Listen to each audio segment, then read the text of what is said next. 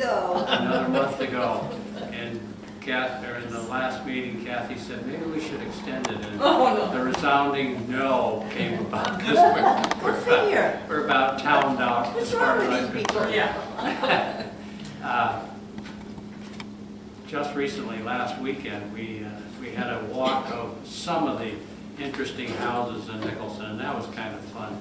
I've done it for the Women's Club on a number of occasions, and we visited some different houses. We visited some houses that we'd been to before. And Josh is going to touch on the fact that Nicholson probably was a sleepy little town many, many years ago. And when the railroad came to be, so did Nicholson. And so without any further comments, I think we ought to get underway. Josh, what do you think? Yeah, I have 6,000 slides, so absolutely. He's only kidding about that. He told me he got looking and it's almost a disease he has.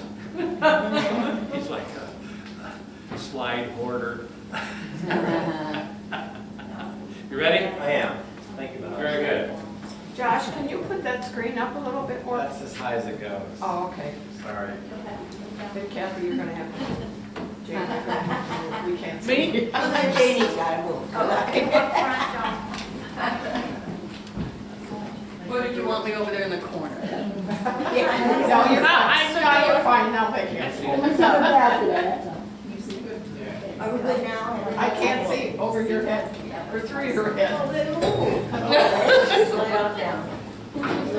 Can't see either. I'm okay. I can Is see. that all? I like that. Oh, yeah. Can you see it, John? Pardon? Can you see it now? Yeah. If she doesn't move her head too far to the right. Yeah, now I can't see any of my slides. All right, thank you, Bob. So, my name is Josh Stull. I am from Nicholson, like many of us who are here and who are active in the Nicholson Heritage Association and the Sesquicentennial Committee. I grew up on Main Street. Many of you already know that, but what you may not know is that my bedroom faced the bridge. So every morning, when it was sun was out, right, I would see the sun coming through the arches. And Monica already knows this, my 11-year-old daughter. I collect a lot of railroad stuff, and I do have some photos because I take photography.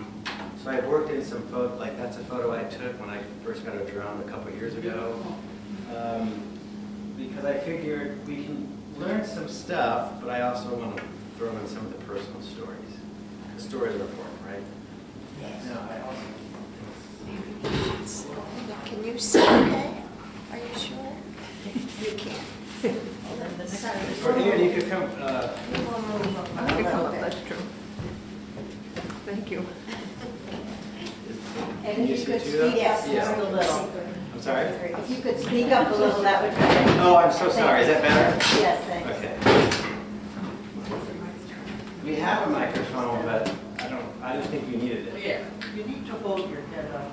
Use your outdoor voice. Yeah, don't. I'm There you go. sorry about that, Mrs. S. How's that? Better. Thank you. Okay. All right, so I decided to put together a topics page slide to give you an idea of what we're going to cover today. I actually presented a similar presentation. It was just on the Delaware-Lackawanna Western Railroad about a year ago in Binghamton. But for this presentation, I also wanted to focus on the Northern Electric, since that also came through town. And so some of the material is covered, is actually from the banners that we have in the station here, because why reinvent the wheel, right? It's information that we already researched, we already put together. And so we have a Wyoming County Commissioner here. Thank you, because those banners were part of a Endless Mountains Visitors Bureau grant, right? The Wyoming County Tax Grant Program that the commissioners then approved. And so through their support, there's a couple other things in here that were possible because of a grant through the Endless Mountains Heritage Region and the Wyoming County, the Visitors Bureau and the Wyoming County Tax Grant. So we're going to talk about Nicholson, we're going to talk about the DL&W, we're going to talk about the cutoff, and I'll explain what that means. Can you still hear me, Mrs. S? Yes. Okay, great. We're going to talk about the Northern Electric, also known as the Scranton Binghamton and Montrose Railroad. And then at the end, I have a couple of summary slides. And there will be time for questions. And then when you ask them, I'll have Bob answer. Just kidding, Bob. I said in the tour. What's that? I said in the tour, if it's something that I don't know and I make something up, who's going to know anyway? Sure, yeah. No, not really. You know, it is amazing with technology today because of AI, but also lots of stuff is online these days. I mean, when I was at Penn State, graduated in '99, right, you had to get your information from the library at Penn State. Nowadays, all these libraries have information. Oh, wait, come on. Come in. Come on in.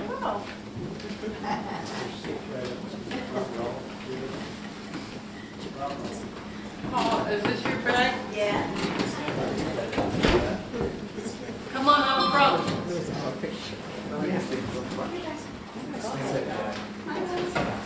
There's room up here. We got 4 seats. And 5. Oh, okay. Whoever's short could sit here. Yeah, come on, George. Short people. Short people. We're good. Okay. All right, so for those of you who aren't familiar with Nicholson, right, we're in the northeast corner of Wyoming County, out of 67 counties from Pennsylvania. This is the PennDOT map that I found on their website, just to show you where we were located. A couple other tidbits. We're a rural town. Highest population we had was in 1950 with about 1,000. We actually, Wyoming County was part of Luzerne County, as well as 3 other counties were part. And Luzerne County was huge. And then as over time, counties broke off. And in any case, Nicholson itself is named after John Nicholson, who was the first Comptroller General of Pennsylvania. Joni and I have talked about this. I mean, he did some shady stuff, and he died in a debtor's prison in Philadelphia in 1800. But, right, I mean, there's 2 municipalities, 2 Nicholson townships in Nicholson Borough named after John Nicholson. These are one of them. The other Nicholson Township, if you don't know this, it's in Fayette County. Yeah. So that's just to show you the counties that were all part of Luzerne County at one time. Bob, are there any chairs upstairs that we can get? No. Well, there's Yeah, still what- 4 yeah. here. One here. One here.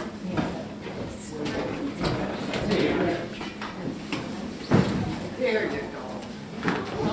There's a chair right here, sir. I'm going to take that one. George. All the same things, yes. All right, so there's a population chart where I pulled the data from the U.S. Census. And sorry, our highest point of population was 1940 when we were over 1,000. And then you can see the trend. Yeah, then you can see the trend has been downwards. Yeah. I'm sticking with 1,000. No, that's fair enough. The most recent census, we're at just under 700. So that would be the 2020 census.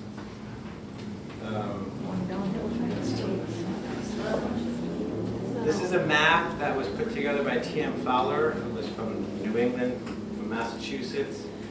He actually did a lot of these maps of towns and cities across the U.S. Marilyn Hayden had donated this. It's the same map, but this is an original. Yeah, so it's from 1891. And it's just interesting to look at Nicholson, right? This is before the bridge was built. But you can see Route 11 used to be the old roadbed. And here's the station where we are sitting in right now. Yep. And this interesting story about the map that Marilyn donated is that she said her dad was asked to clean out someone's house in town, and he was in the attic, found it, and then he kept it, she got it, and then she donated it to us last year or 2 years ago.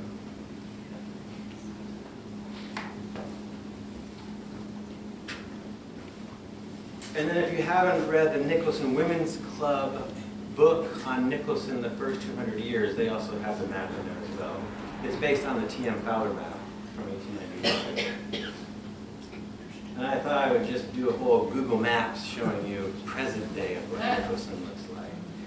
And again, it did a pretty good job of showing you, you know, when you transpose it. All right, so this is a photo of the north part of Main Street before the bridge was built, right? So before 1912. And I mean, you can see here, this is the old cheese factory, which is now owned by the borough. Sorry.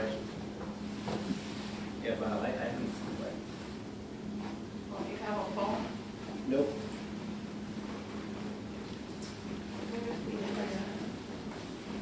I think I got it.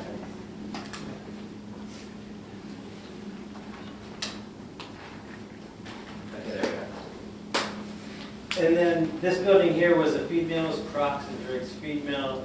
This is where the old line used to be, right? Route 11.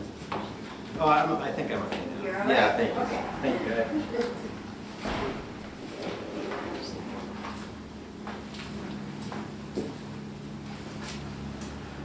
This is a photo that the DL&W has an official photographer that took photos of not just Nicholson, but of the entire Pennsylvania cutoff, which I'll explain that later. In any case, this is looking just north of, so just north of this station, he was standing over there, looking, facing north, right? So this is a creamery here.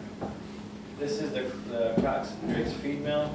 As you can see, Nicholson had a lot going on in terms of tracks, because there was lots of businesses in town.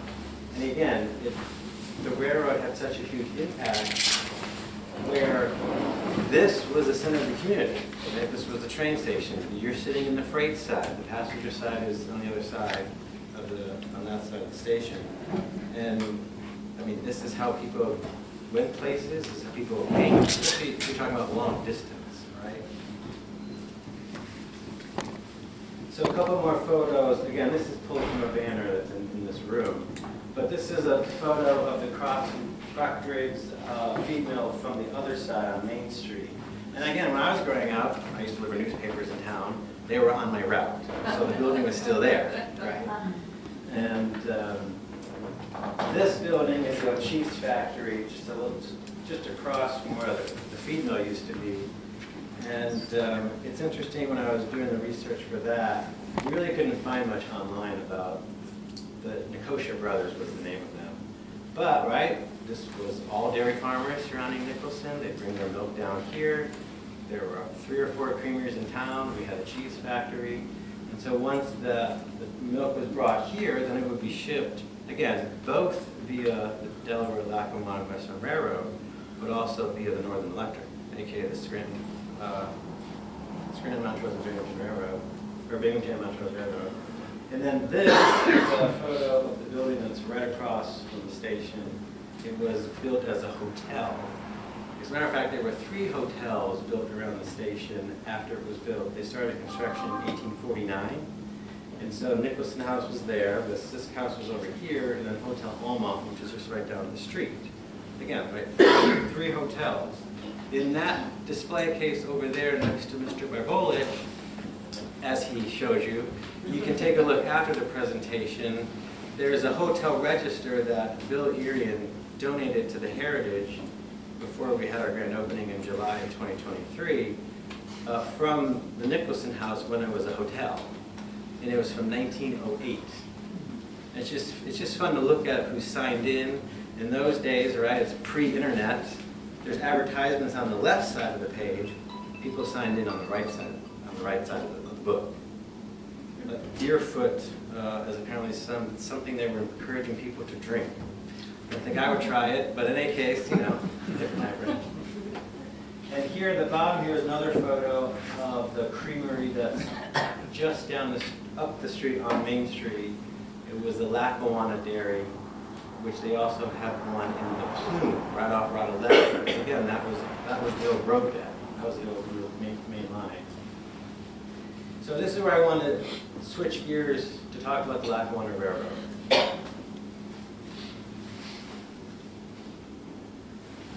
those of you who don't know, Delaware, Lackawanna Western was actually a consolidation of a couple other railroads. So this station itself was actually built by the Liggett's Gap Railroad. They started construction in 1849, and I mean they had the building first, right, and then they were building the actual tracks. So the workers who were working on the line would stay here in the building, second floor. And then next, when they finished that line, then, right, they converted it and they used it as a rail station. This is the freight side again, and the passenger side is on the other end.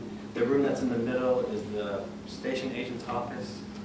And in any case, for the DL&W, it was about 1,000 miles Class 1 railroad. Again, for those who don't, what that means is that it was a big deal. It was a big railroad. They not only did they have passengers, they shipped coal.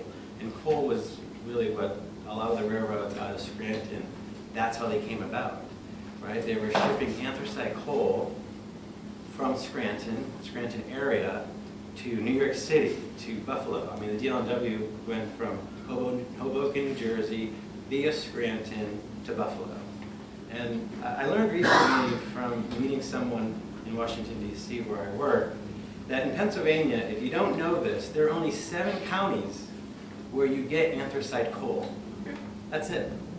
And they're all, it's here, right? It's Lackawanna, Luzerne, Northumberland, Schuylkill. Thank you, Carbon, right? Schuylkill. Schuylkill. No, who can add? How many is that, 5?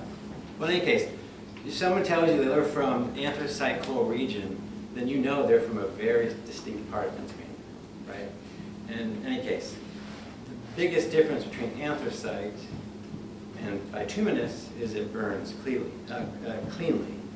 And for those of you who follow the Phoebe Snow, which here she is because that was the maiden of the DL&W, right? She wore a white dress to say she could ride the DL&W, and they'd have windows open because they didn't have air conditioning at the time, and she'd still be clean when she got off the train. Right? All because of the anthracite coal, because it burns cleanly. And again, when these railroads were first set up, they had their own coal part, their own coal company. Hence, I found the logo of the DL&W coal company on the right.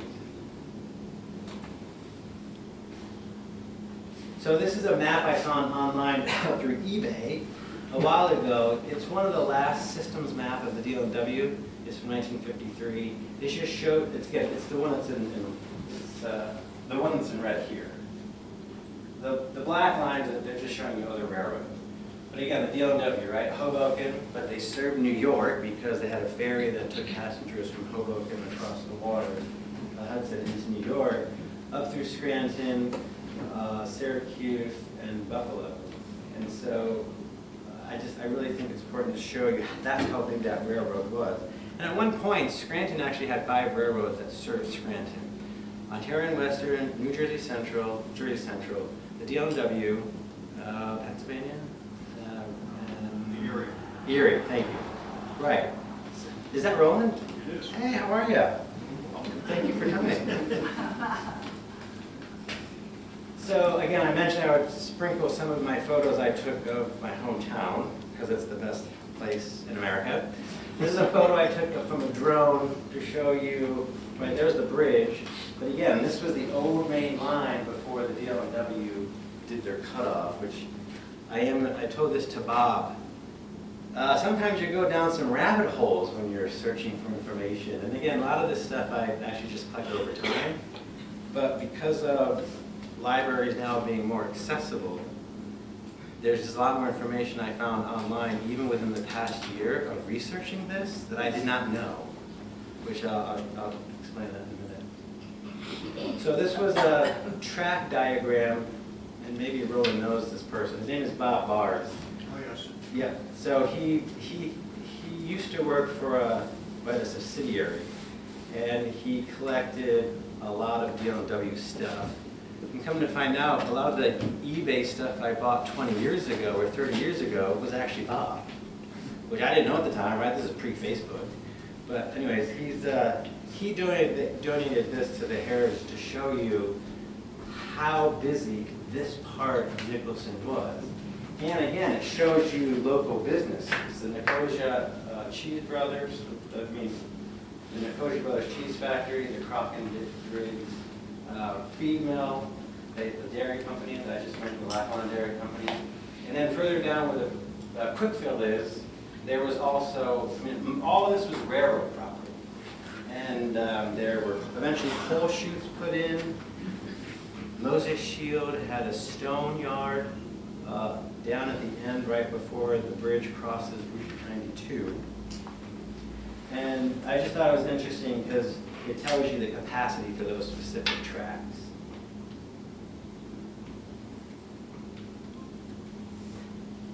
Sanborn maps.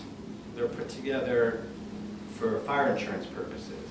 They're all in public domain now. So I found these to show you how the tracks looked. The thing about the DL&W in Nicholson is that we were a low spot on the line. So they had pusher engines here, right, to push the trains out. And that is part of the reason why I'll explain later why the DL&W did this cutoff. Because you look at all the track and look at all the buildings, all associated with the railroad, just right here, pre-1912. Again, that year was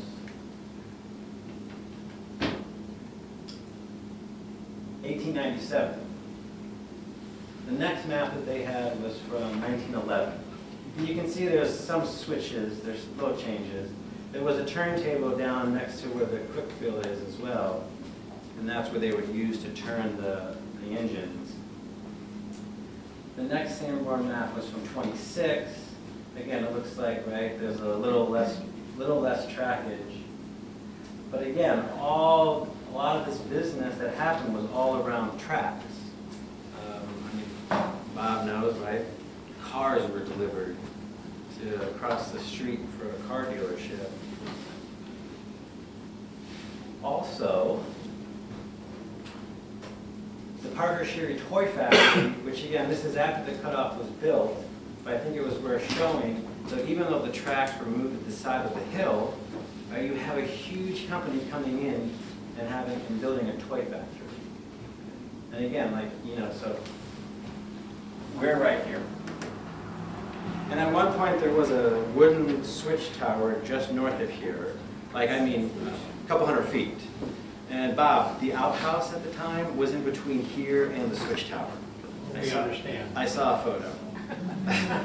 Because there was no indoor plumbing in the station until the Heritage bought it and got many grants and a big PennDOT grant to renovate it. So think about that. No indoor plumbing. For a long time. Yeah, see, exactly.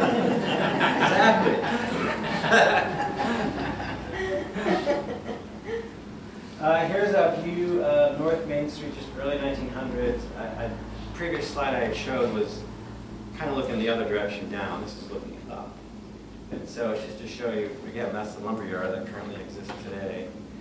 And I always thought this was the trolley, but it's not. I mean, the DL&W had a siding that went across the street, across the Martins Creek. The turntable I mentioned, I was able to find a photo of one of the engines. Someone was sleeping at the wheel, let's just put it that way, right? Because the engine is falling into the pit. Yeah, that's not supposed to happen. No. And again, that was from 1912, right? A lot of the photos, too, if you're not aware, Garfield Williams, who used to, he's no longer with us, but he also wrote a book on Nicholson in 1990. And so he did a lot of research and he found some photos that I was able to put in his book. Like here's a view looking south as they were doing construction of the bridge with the turntable and the engine on the tracks on the lower right hand. And again, you can just see how busy it was. I found a photo from the Steamtown National Historic Site in Scranton. If you haven't gone, you should go. It's pretty awesome if you like trains. It is. Have you been there? Yes. Great. Yeah, it's awesome. So they also have a lot of paper stuff because Syracuse University had a lot of DL&W photographs, corporate papers, timetables, a lot of stuff that they worked worked with Steamtown, so then Steamtown acquired their collection. And Roland, I don't remember the year, but it's probably about 20, 25 years, right? About that, yes. Okay. And so they have a historian named Pat McKnight, who's fantastic. He took me down there one time to show what they have. And it's not even just DL&W. They have Erie Railroad stuff. But the key for the photographs is the DL&W hired an official photographer, a couple, but the main one was Watson Bunnell, who took photographs, again, not just of Nicholson, not just the bridge being construction, whole cutoff. Now, I was very disappointed because I tried, when I asked Pat McKnight about, okay, so this photographer took photographs mostly of the new construction, but he did take photographs of the existing stations, like the old ones, right, the original ones. Anyways, he didn't take any of this one, which was a little disappointing, right, because he took photos of a lot of the other old stations that actually are no longer here that were on the old main line. But for some reason, I guess he figured since he was taking photos of the bridge and the construction, yeah, why not take a photo of the station? But again, like, there's another photo where he does, you can see the station, but he doesn't have a close-up. Anyways, this is looking up from the hill where the turntable is. And this is a blueprint that was actually in this station showing the turntable in Alford. When they built the cutoff, they had service to Montrose. This is, again, this is not the Northern Electric, that's the first conversation. But I thought it was worth putting this in here because at the bottom it says that the mechanism was originally here in Nicholson, right? So what did right? The railroad company is a business, the DL&W is a business. They didn't waste stuff, right? They reused the mechanism when they put the new turntable in Alford. Was that the first or the second turntable? That I don't know. That's a good question, right? And it doesn't specify on the map. It doesn't specify on the blueprint. 60-foot radius. Be what it would have been. Okay. Yeah. I mean, the interesting thing is this blueprint and many other things I donated to the station because, again, I've been obsessed with the DL&W for a long time. I used to mow grass for Kenny Payne. Some of you know who that is. He used to work for Western Auto, the owners who own Western Auto downtown. And I told him that I was interested in trains and railroads and DL&W. And he's like, well, did you ever go inside the station up here? No, I haven't. Oh, I have a key. So he brought me in. And since we got a grant that's federal dollars, they had to do a little changing of the setup to make sure that there was egress in the station. But originally the door into the station agent's office was in the middle. And it was flanked by two cupboards on each side. In any case, this was all full of storage. They used this side as storage. And I opened the cupboard just to look to see what was in there. And it was like walking back in time. I mean, they just had piles, boxes of paperwork, you know, they just put in there and forgot about them. And actually, when we went upstairs, there were piles and piles of paper forms, because this is when paper. They had piles of paper by year up in that corner. Yeah, it was amazing. And that's when you fell in love. Oh no, I fell in love because, you know, the bridge was there every morning when I got up. But in any case, I said to Kenny Payne, hey, do you think the company will miss them? And he didn't. And anyways, I'm glad I got it because when the person we sold the station to afterward just cleaned everything out, nothing was saved, right? And that's unfortunate because this stuff tells a story. In that display case over there, there's 3 letters I found in the paperwork that I saved where the station agent here wrote to the Scranton HQ, because Scranton, the Radisson Hotel, if you're familiar with it, that was the Scranton headquarters for the DL&W, for the Scranton division. The station agent was writing to the person in Scranton saying, listen, we gotta do a better job here. There used to be wooden steps down on Route 11 where people could walk up to get to the passenger station by the bridge, right, after the cutoff was built. And apparently in 1948, they were in bad shape. But anyways, I just think it's fascinating because nowadays people either text or email. right? But in those days, okay, maybe he could have called his boss in Scranton, but the way that he did it was he has a letter, he has a record, and those three letters, it's a story because the second letter is saying, well, you didn't respond back to my first letter. But now something else is wrong. There was smoke in the potbelly stove or something like that. Like something was plugged. But in any case, it's just fascinating that reading the letters that the station agent had said. So now I'm going to focus on this station itself. This was a photo that I took in 2018. I mean, most of you, if you're from around here, you've seen this station, right? Over time, yes, a roof was kept on it. That's the best thing that happened. It kept water out. But, right, before we got it, it probably hadn't been painted in, what, 60 years, Bob? Like, it hadn't been painted in a long time. And again, it was looking pretty rough, but I remember talking to Marion Sweet, our chair, before Bob, saying, listen, there's money out there. You just got to know where to look, right? And again, it was a long process, but we eventually had our grand opening in 2023. So this is just some stuff about the station that I already talked about. My understanding from what remember the outhouse, Bob, I was talking about? Our house was like right up here. But that's the old switch tower that was just north of the station. Because again, with all the tracks out there, right, you had to have a switch tower to keep things from... Not alike. Sorry? Not alike. Correct, that's right. That's right.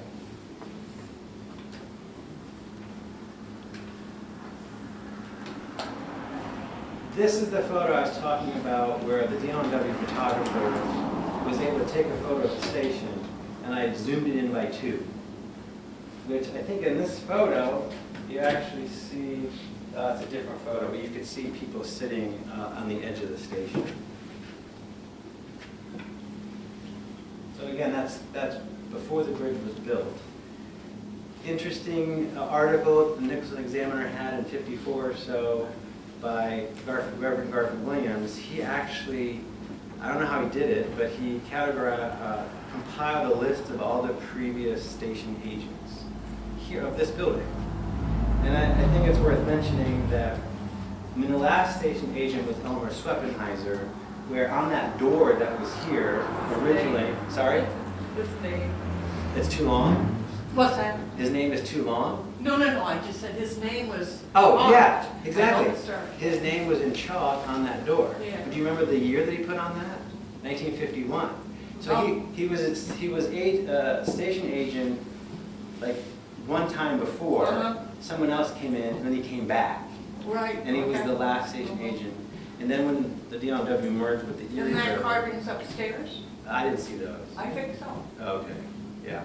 Debbie Sweppenheiser looked for. Oh, okay. So the first station agent was also the postmaster. It's worth noting that that's how big of a deal, right? The station is the first. I mean, yeah, the first station agent was also postmaster. Because before that, it was down at your house, wasn't it? The what? The post office was Oh, down at yeah. your house. Yeah, and my Right. house was everything. And then It was the town. Yeah. It was the hospital, it was Right. the hotel, Right. the Right. bar, Yeah. yeah. It's in, before I go on, can someone tell me what time it is? 2:26. Oh, I got plenty of time. So I was so worried. You gotta be somewhere at 4. No. I wasn't sure I could just do this within an hour. It's a lot of slides. You're catering dinner at 5, right? Yeah, that's right. That's right. Stick around. So I mentioned the paperwork I was able to save from the station. Here's the one from '63 when the Erie-Lackawanna petitioned the Pennsylvania Public Utilities Commission to change the status of the station to a non-station agent station. Because again, right, over time, I mean, the DL&W, between the loss of passengers and coal traffic and Hurricane Diane in '55, they were in a pretty rough spot. So there was discussion they were going to merge with the Nickel Plate, different railroad, but they eventually just merged with the Erie Railroad to become the Erie-Lackawanna Railroad in October of 1960. 1960. So anyways, I thought it was fascinating to read this 7-page document because people in town participated in the public hearing to say, you can't, why are you going to change this status of the station? We have business here. The mayor at the town at the time was Norm, what was his last name? Norman? Who is the mayor of Nicholson? Shirley Cole's father. Nordahl. Oh, you did not know him, Yes. yeah, Elmer. Elmer Nordahl was the mayor of town and also the head of something called the Civic Improvement Committee. And right, it was the businesses in town trying to band together to help Nicholson. In any case, when you read this document, the Public Utility Commission uses that feedback from people from town and to make their decision to deny the request. So the station agent then stayed here. And the other interesting thing is, at one point, Elmer Sweppenheiser was the last station agent on the Erie-Lackawanna between, in the station between Clark Summit and Binghamton. They closed all the other stations. And I think that also, it's a story, right? It tells a story that that's how important that Nicholson was. I'll talk more about that piece later. And there's always just specific spots I picked out where people from town had testified. There's a lot of business that happens here. I mean, how do you think they brought the feed, right, for the feed mill just up the road? They came by train. Oh, did you want to read it? Nah. Yeah. This was I was Elmer there, I think. yeah. This was a Trail Examiner article from 70. He retired in 71. Maybe. No, that's Elmer Sweppenheiser. Right, It is. okay. Because again, he was the last station agent. And there's just quotes in there about he was the last station. This was the last station open, and when he retired in 71, he had 50 years of service. So both with the Delaware-Lackawanna Western, and then the remaining with the Erie-Lackawanna. So the name that Janie was mentioning, that was the door where he wrote his name, and it was in 1950. He must have thought he was going to finish then and never come back, but he did, because he came back to be the last station. And there was a copy, a photo of the certificate they gave him when he retired, which is over in the station agent's office, because his family donated that to the station. Let me take a picture. Well, the real one's over there in the other room. Oh, okay. Yeah. Oh, you want the door, you mean? Yeah, Oh, I'm sorry. I thought you were talking about the certificate. because she wanted to see it, and they had told her it was upstairs. Go for it, John. I can't find stuff that quick out here. Sorry. Yeah, yeah. Okay. All right, moving on. So I just think it was, this tells you a little bit about the railroads that merged after the Erie-Lackawanna got consolidated to Conrail. But for the station point of view, it got closed in '83, got sold to a local business, which was Western Auto Phillips, and then they sold it in,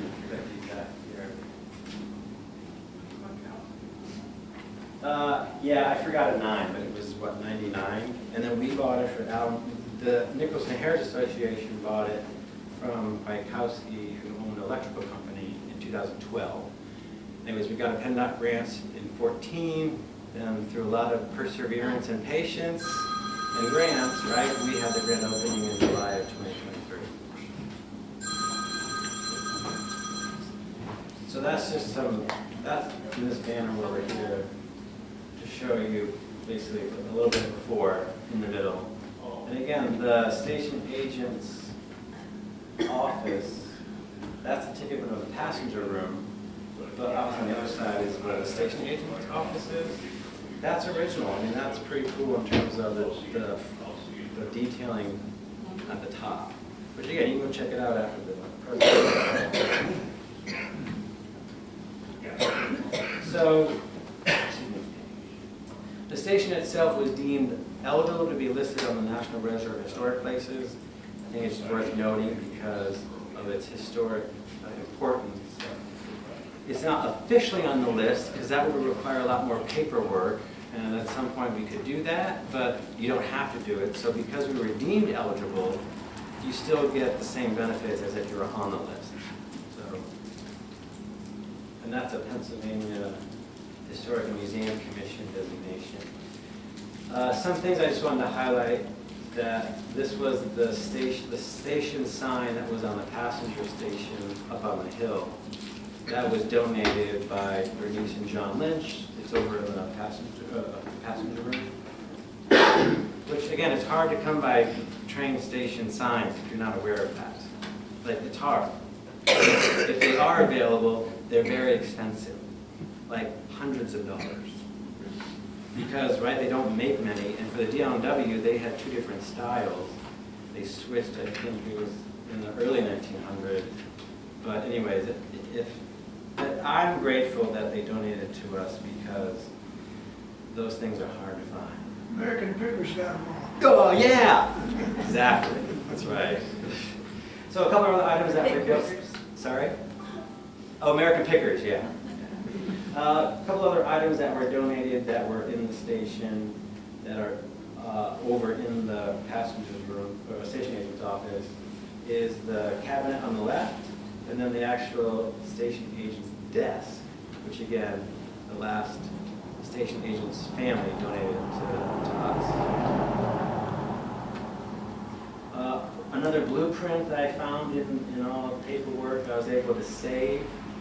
I don't know if you know this, but there was a building shaped like an L right next to the station, and next to that was a bus depot. Now, this is before my time, but this was the copy of the blueprint showing the sale of that L-shaped property to Emerson, who built the diner, and then someone donated one of their thermometers, which is in the passenger room.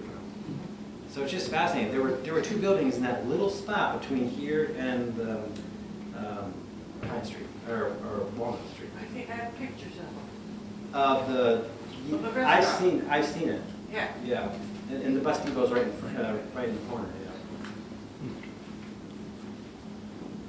Yeah. Yeah, this is just talking about the grand opening. I want to save time. Who here in the room was here at the grand opening? I'm just curious. Can you put your hands up? It's a lot of people, right? Yeah. Okay.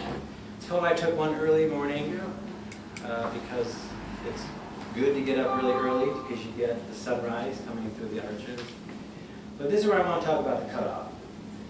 Three important people: President William Truesdale, the chief engineer George Ray, and then the designer Abraham Cohen. If you're not aware, this cutoff was not the DL&W's first cutoff. They did a similar cutoff in 1908 to 1911. Two bridges, much smaller than ours. And I don't know if it's smaller than the Martins Creek Viaduct, but I know that there's a map that shows you the size of them. But the key is that William Truesdale wanted to modernize the DL&W. So again, having experience of doing that in New Jersey in 1908 to 1911, they then focused on north of Scranton to Binghamton. But the other interesting thing I found, because a lot of things are online these days, is George Joseph Ray actually received his master's degree from the University of Illinois with this as the topic. Yeah, so I printed out copies. There's two binders on that desk there, the trunk, that you can look. So, and I have pieces in here, right? So this is how he got his PD. Sorry, it's how he got his engineering degree. Right? It's this cutoff. It's just fascinating. I couldn't get it from the University of Illinois directly, even though they have it in their on their website. But since I don't go there and I'm not in the loan, I can't get it. I had to get it through some other means, all legal, of course. But it's just fascinating the maps that they had, there were 4 different routes proposed. I mean, they really thought this through, right? Because it was all about saving money. And it's color coded, so you can see where the original line is versus the Nichols line, the Tunkhannock line, the Martins Creek line, and then the short line. But it's interesting because they end up going with the Martins Creek line. That's, again, it's called the Pennsylvania Cutoff. It's also referred to as the Clark Summit, Halstead Cutoff. I've heard it called the Nicholson Cutoff too, but it's the Pennsylvania Cutoff. And again, it's like a 36, 37 line where they changed, took the line from the bottom of the valley and put it on the side of the hill. So anyways, you can look through the binders later, but it shows you they did their numbers. I mean, and again, the George Ray, right? This is what he used to give him his degree, civil engineering degree. So I just circled. There were some numbers. They did the cost estimates. Again, there were 3 really big reasons. 1, save time. 2, you could get rid of the change in grade that existed because Nicholson was a low point, right? So then you don't need pusher engines. And then, there are 2 tunnels that are on Tunnel Hill. We built the cutoff. It's now just 1 tunnel instead of 2. But that shows you the line they eventually built versus the old line, which was to the left. So DL&W does have a piece of paper that shows you the 4 viaducts that they did for the 2 cutoffs. I just showed the Martins Creek Viaduct versus the Tunkhannock Creek Viaduct. And I think it's worth mentioning, because maybe you've heard, Botsford, who died on the Titanic, some people say that he designed the Nicholson Bridge. Yeah, he did not. He didn't. I mean, Steamtown has been transcribing all of their paperwork. They've had volunteers. Their historian did a dive into this. Botsford designed some of the illustrations for stations, which is true. Like, that's in the paperwork that he's been able to find that they transcribed. But again, I found a couple websites where they're saying, oh yeah, this is the guy who designed it died in the Titanic. Yeah, it's a great story, but it's not true. And, Steamtown, I mean, again, they did their due diligence, they looked, and I just think it's worth mentioning because if it's not true, right, you don't want to keep spreading that misinformation. Anyways, those are just photos from the DL&W photographer Vanel showing different parts of the construction. Right, 500 men were employed, 1912 and 1915. Martins Creek Viaduct, which is 9 miles north, was actually finished a year earlier in 1914. But just a minute showing you through blueprints that Steamtown has how much was complete and the time, the month and year. I mean the month and year, yeah.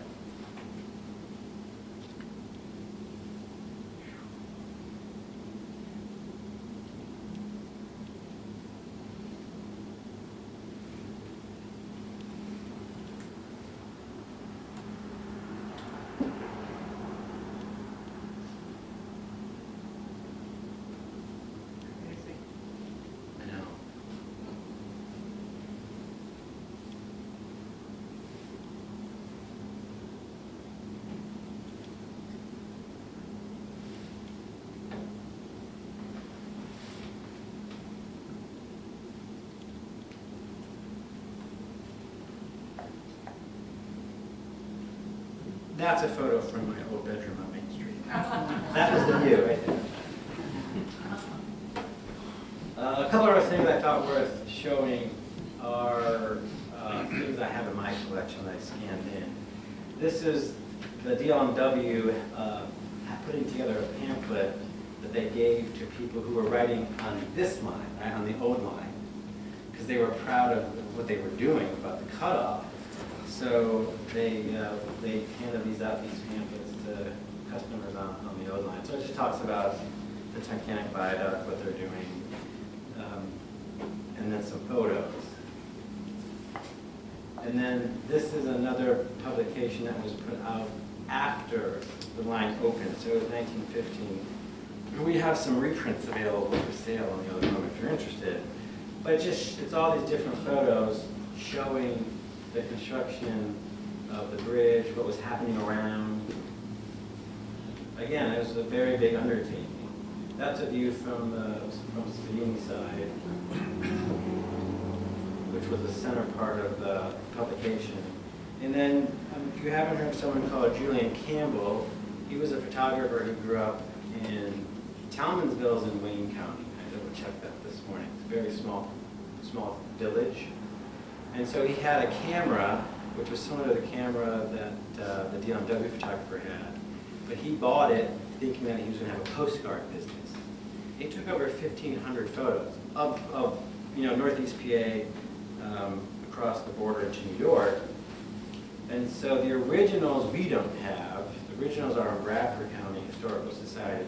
But we have a lot of the prints from the originals, which were glass negatives, which is, again, that's exactly what Steamtown has in their collection, because that was a technology at the time. So it's just different views. I mean, it's just interesting to see what he focused on versus what the DL&W photographer focused on. But there's a postcard view showing the new line almost completed, and then the old line with a nice little steam engine there. Isn't that great? I love that. Yeah. I found that on eBay too. So some other photographs you might have seen. This is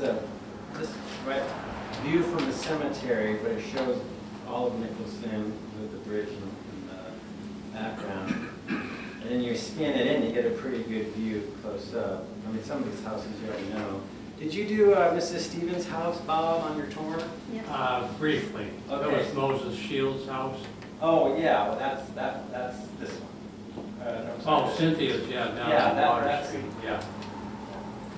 And we'll talk about it later, but that's the trolley station, Oh, the old read one. that one right here, right down here. Yeah. So there are publications put out for the 50th, 100th, and 75th anniversary of the bridge.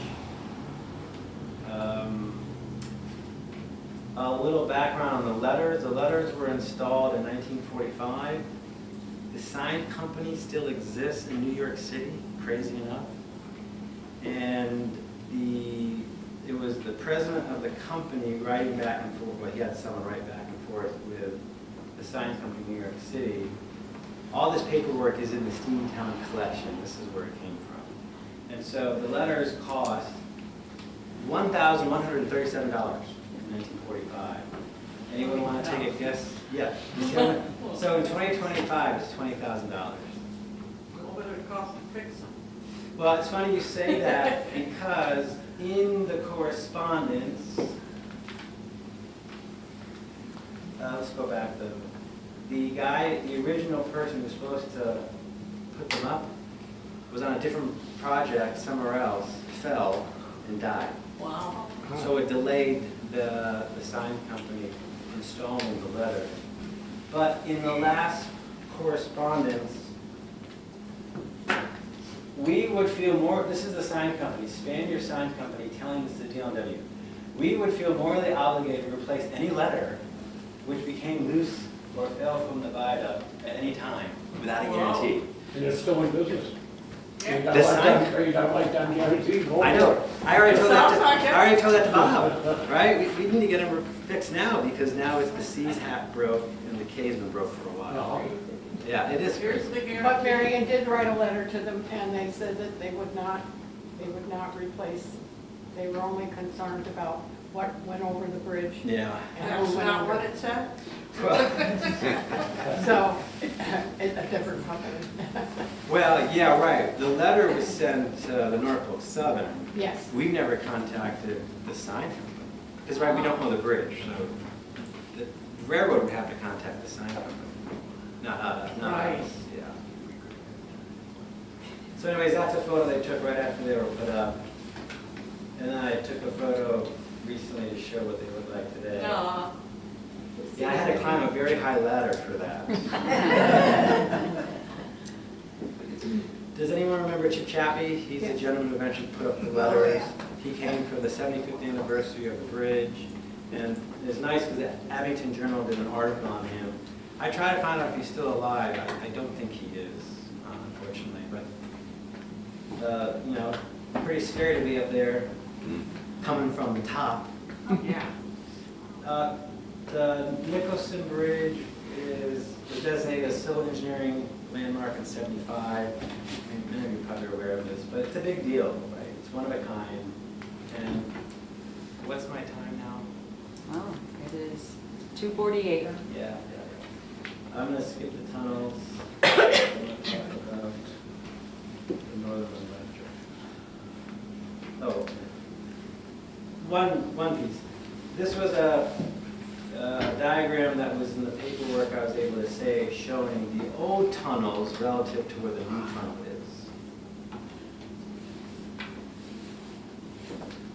is. That is the passenger station. It's an illustration done before the station was built by the DL&W when they moved the line up to the side of the hill, right? So they still did freight here. There was a spur line connecting from the top of the hill, going to Hot Bottom, and then connecting here to Nicholson. It's a photo. See this? That is the sign that's over the other room, or one of them, because they had a couple on the station. Anyways, anyone know Barbara Steele here? She did this nice little illustration of the station in like 1967-ish, and as you can see, right, it started to go downhill. Yeah, it's unfortunate, and but there was some arson in the early 90s, and then the railroad tore it down. Yeah. But it was a model station, so much that the Railroad Model Craftsman did an article on it in the 80s, 83, and I don't know, maybe Rollins has seen this, but it gives you dimensions and the diagram showing the station itself. So you might wonder, when was passenger station ended for the DL&W in Nicholson? Do you want to know? It's up there. It's 1958. But you see it from looking at public timetables. And as a matter of fact, when they ended service to Nicholson, there were many stations between Scranton and Binghamton that also got cut. Basically, no one got service between Scranton and Binghamton. And anyways, those are photos of the timetable showing you where it's listed here, and then the next timetable, nope, it's just Scranton to Binghamton. All right, that's the grand opening. So, I know I definitely want to talk about the Northern Electric. No one's in a hurry, right? Okay. So, Scranton Times, right, big paper in Scranton. The big headline was that it cost $12 million. That's the whole cutoff, not just the bridge or Martin Street Viaduct. Although I couldn't find any specific numbers for the Kingsley Bridge, which is interesting. But at the end of the day, it wasn't $12 million. There's a speech that George Ray did a couple years later that Steamtown has the transcript that I pulled from. It actually ended up costing more than $14 million for the whole cutoff, not 12. And in terms of how much in 2025, do you see the number? 446 million.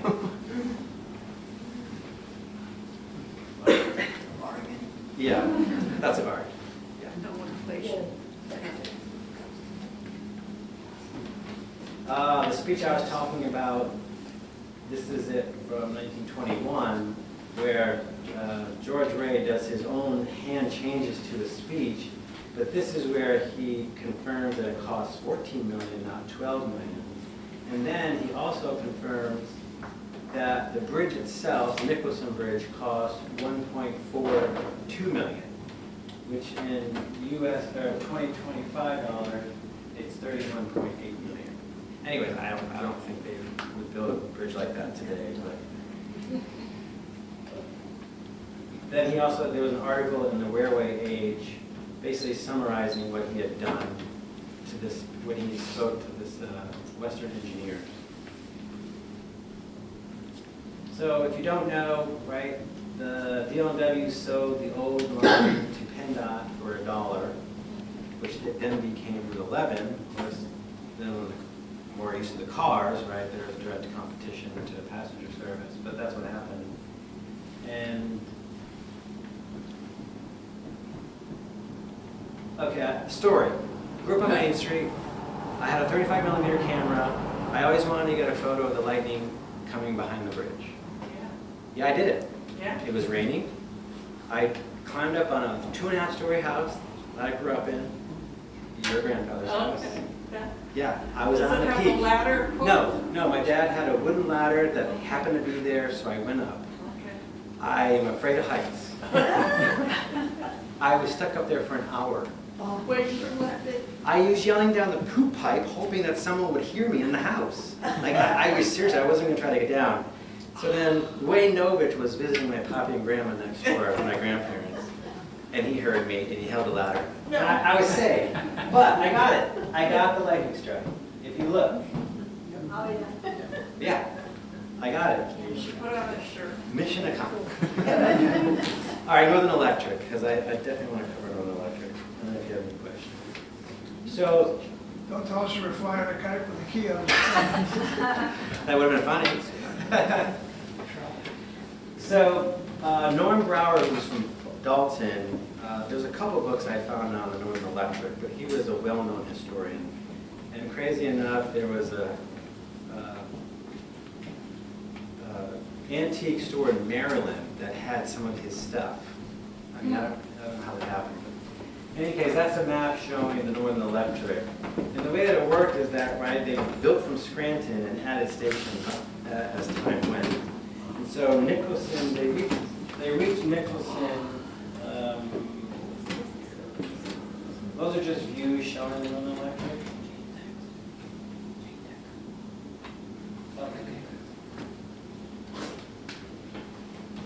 So factory was 1908. Nicholson 4 years later in 1912. Hot Bottom was in 1915. And again, they were supposed to go to Binghamton, New York, but right, it's the 1920s. People are using the car, and then there's still competition from the DL&W. But they ended up just going to Tiffany Junction, and then, which was a mile south of Montrose, and then people had to take a horse and buggy to get to Montrose. Never made it to Binghamton. It wasn't cost effective. And I mean, that's the thing, right? The number that Norm Brower used, or no, this is the Tunkhannock watershed publication that Keystone did. It was 1.7 million, 1.477 million. But again, that was in the 1920s. It wasn't viable to go to Binghamton. And so they did. And they built 2 amusement parks. One was in Clark Summit, one was in Lake Manola. Right, that was to attract people to take the Northern Electric. But let's get to Nicholson. Interesting, there's a fare schedule that was in Norm's book. 5 cents would be $1.39 in 2025. So Scranton City, one way, 5 cents, close, right? But the further you go out, it costs more money. So from Scranton Terminal to Nicholson, 55 cents. About 20 bucks.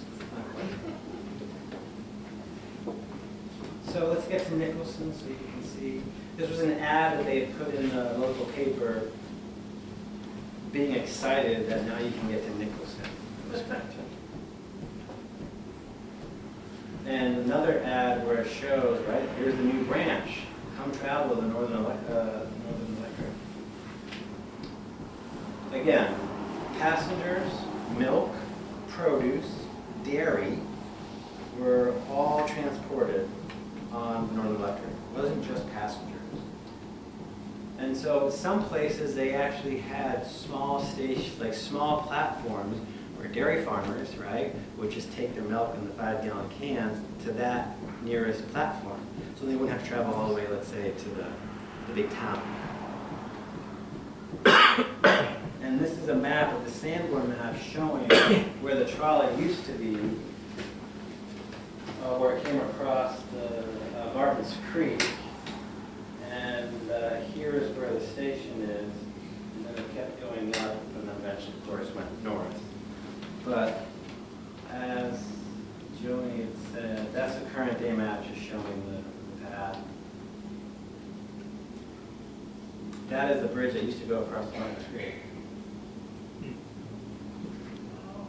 Yeah, and then, so I used to mow lawn a lot in town. I used to know the ladies who owned this building, which was the Burschel's Creamery.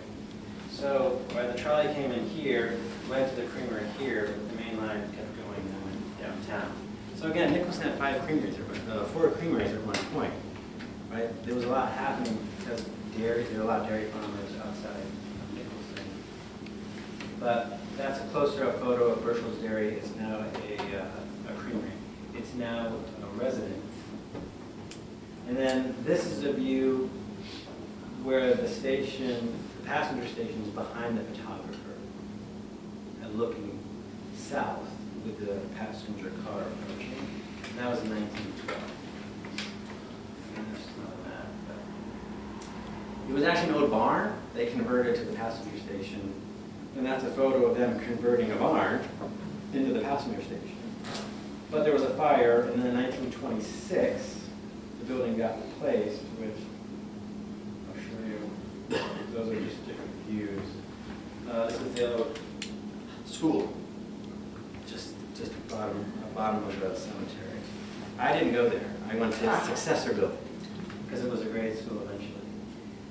Another couple photos just showing the passenger car. There's a close-up from that photo from previous showing the passenger station. And again, they had a platform on the other side for the products they were delivering. Bob, is your house in there? Not yet. Oh, okay. So this is the building that was there after 1926. And it's still there today. It's owned by the Borough Council. There's a park there. And do you see it? Anyway, service in Nicholson discontinued in 1931, and the entire line was shut down in 1932. We're almost there. This is a nice little infographic that our designer put together showing mostly historical societies, because there's lots of history in Northeast PA, but it also shows Steamtown, because we're connected to Steamtown because of the train, the Delaware-Lackawanna Western Railroad. And then, if you're not familiar, if you drive out 92 on the Viaduct Alleyway, Scenic Byway, there is a stone viaduct called the Strucker Viaduct, built in 1848. But then, if you drive 9 miles north, you can see the smaller sister bridge of Nicholson Bridge in Kingsley. Anyways, I like showing that because there's a lot you can do. A lot of the local historical societies actually have stuff that you can visit. Oh, so why have this presentation? Because even though I just want to tell stories, why this station was the center of the community. I mean, this is why I've always been fascinated with it. I always wanted to be helpful to get it back to being either a community center or something, because there's a lot of history here, right? And you think about the first station agent was also the postmaster of town. Like, that's how important it was. First phone service was from this building to the Scranton station in Scranton. Other thing is, as I mentioned before, it's the last station that was in use between Clark Summit and Binghamton, where they closed all the other ones. Remnants still exist, right? The bridge, this station, the old trolley station that's in Nordall Park, multiple buildings Okay, the Sisk Hotel's gone, but the hotel, Nicholson House Hotel is still there, the Hotel Almont is still there. Tourism, right? We want to have people come and see and experience what we have here. Hence, this is called the Nicholson Tourism Center at the historic DL&W railroad station. And then through local community events like the Sesquicentennial or the Nicholson Women's Club hosts the annual Bridge Day. You know, oh, it's time to, oh yeah, you can, I'm done.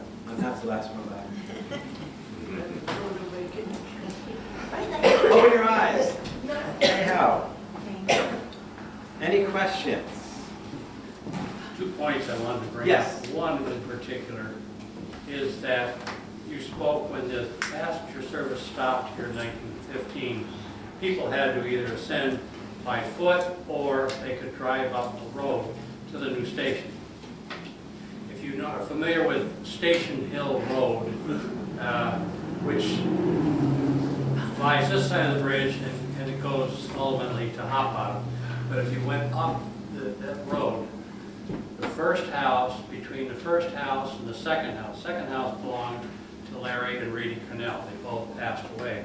But between the first house and the second house, if you go slowly, you can still see D&L concrete markers, posts, where they had it fenced off, where people could walk it. And it's not a bad walk. The steps at the top are gone. But the rights-of-way are still very much demarked by these concrete posts, and some of them still have the D&L wire spreading between them. We've spent a lot of time, I've walked that more than once. Dave Cornell, who was the survivor of the Cornell family, said he and his brother Tom played on those steps and on that D&L right-of-way property, which is quite large. But it goes just into the woods, and then it opens up both to the left and to the right, I presume almost down to 92. They reserved all that ground. And the second thing was, when you were showing the rates of cost to go to the amusement park in Glenburn, I always tell people that no self-respecting young Methodist girl would ever come to the Nicholson station and buy a ticket to the Glenburn Fair. So she would buy a ticket to Hop Bottom, get off, buy a ticket to Glenburn, and then she'd go to the fair, because she wouldn't want anyone in town to know that she was going to the fair at Glenburn. Quite a raucous place, but that's one of the stories that I do tell. And That's a good story. That's a good story. be that as it may. Question back there. Yeah. Before the first telephone, did this station have telegraph?